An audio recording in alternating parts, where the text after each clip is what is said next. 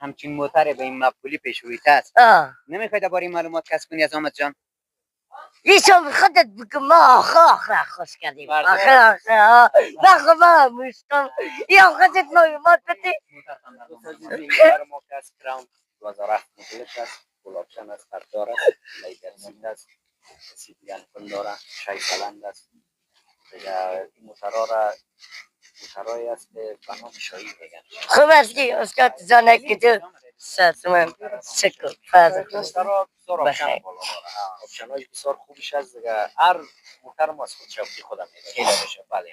بعد درباره قیمتش بر ما معلومات قیمت از این موتر ما $5,500 با احترام 50 یعنی 500 کم میکنیم با $5,000 با پلیت جوار سایر کندهار. قربانتان زنده و سلامت باشید محمد عزیز.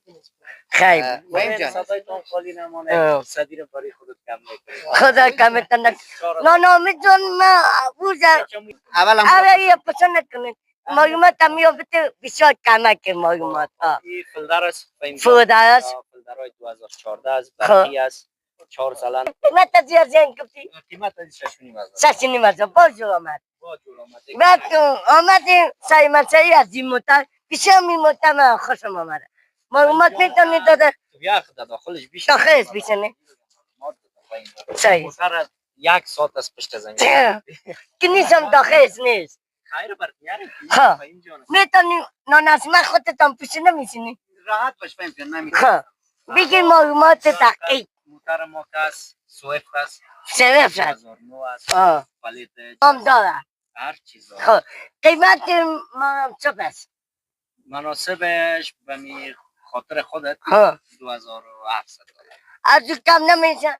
برین یک چیز شکم 2,200. نه ابی دقیق قصاص بزنم تو دیگه موتر تو خراب کده بکس میشه. نه خود متوانی میشه فهم ما رو تو رقم توانی میکنی هم موترهای ما رو توان میدی هم خود ما. خیر 2,200 بکی دیگه موتر که خودت گوشه کن.